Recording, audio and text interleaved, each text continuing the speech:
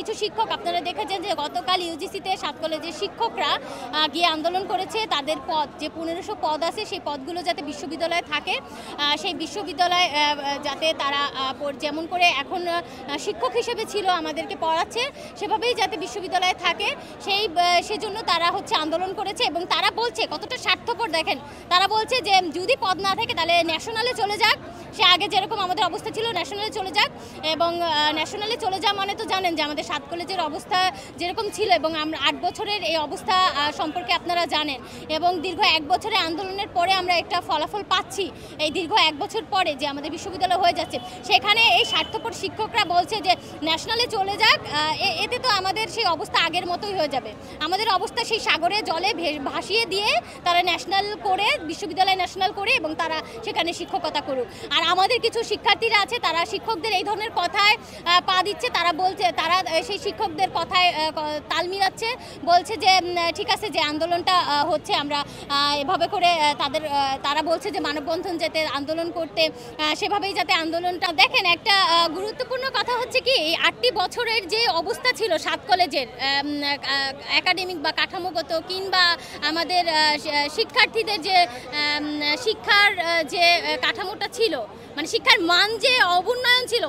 বাংলাদেশের একমাত্র smart city Bashundhara এখন আরো নিরাপদ, আধুনিকতায় আরো এক ধাপ এগিয়ে। সেটা নিয়ে 7 কলেজের 8টি বছরে একটা শিক্ষককেও দেখিনি রাস্তায় নামতে কিংবা আওয়াজ তুলতে যে এই 8 বছরে এই 7 কলেজের অবস্থা এই রকম। কারণ তারা বলছে, এখনো বলছে যে আমরা চাকরি করি, আমরা সব কিছু বলতে পারবো না। তাহলে কালকে কিভাবে বলতে পারলো তারা, ইউজিসিতে কিভাবে তারা আন্দোলন করতে যেতে পারলো? এই 8টি বছরে তাদেরকে দেখি না এই আমাদের সমস্যা নিয়ে আওয়াজ তুলতে। এখন আমাদের যখন বিশ্ববিদ্যালয় হয়ে যাচ্ছে, আমরা শিক্ষার্থীরা যখন রাস্তায় নেমে আমাদের দাবিগুলো পূরণ করছি, তখন এসে তারা আমাদের দাবিতে তারা বিঘ্ন ঘটিয়ে আমাদের বিশ্ববিদ্যালয়কে সাগরে ভাসিয়ে দিচ্ছে। আমাদের সুযোগ নিতে এসেছে। এবং তারা দেখেন এতদিন কিন্তু তারা আমাদের যে 1 বছরের আন্দোলনে তারা বলেছে যে বিশ্ববিদ্যালয় হবে না, তারা আমাদের বিপক্ষে কথা বলেছে। আজকে যখন বিশ্ববিদ্যালয় হয়ে যাচ্ছে তারা তাদের পদ রাখার জন্য গতকাল ইউজিসিতে গিয়ে আন্দোলনে নেমেছে। মানে এটা কতটা মানে নির্লজ্জকর। মানে এর পক্ষে আমরা বলছি যে আমাদের এখন আসলে এতদিন আমরা সত্যি কথা আমরা রাষ্ট্রকে ইউজিসিকে বলেছি যে আমাদের শিক্ষকদের একটা অবস্থা যাতে হয়, আমাদের শিক্ষকরা যেহেতু এত বছর ধরে 7 কলেজে এবং 1500 পদ আছে তারা এখানে থাকছে, তাদের একটা ব্যবস্থা যাতে করেন। কিন্তু এখন আমরা বলতে চাই তারা তো আসলে স্বার্থপর। এতদিন আমাদের মধুর কথা বলে আমাদের ভুলিয়ে ফেলেছিল, যে আমরা ভেবেছি না আমাদের শিক্ষকরা মা বাবা তাদেরকে আমরা দূর করব না, কিন্তু এখন দেখছি তারা আমাদের বিপক্ষেই দাঁড়িয়েছে। সেহেতু আমরা চাই যে এই 1500 পদ যাতে এখান থেকে বিলুপ্তি হয়, এই 7 কলেজে যাতে এদের মুখও না দেখা যায়। ক্যাডার নামের যে রাজনীতি তারা করছে 7 কলেজে, এদের যেন আমরা এই 7 কলেজে আর না দেখি।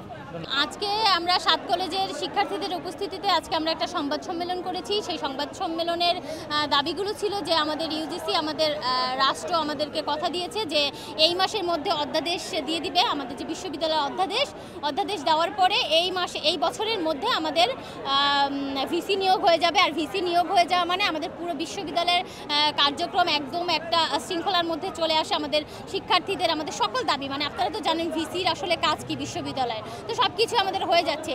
সেই জায়গা থেকে আমরা আসলে আজকে এসেছি যে যেভাবে কার্যক্রম পরিচালিত হচ্ছে, রাষ্ট্র যেভাবে আমাদের কাজগুলো করছে সেভাবেই যাতে ধাপে ধাপে আমাদের কথা রাখে, তারা আমাদের যেভাবে তারা কথা দিয়েছে। আর আমরা শিক্ষক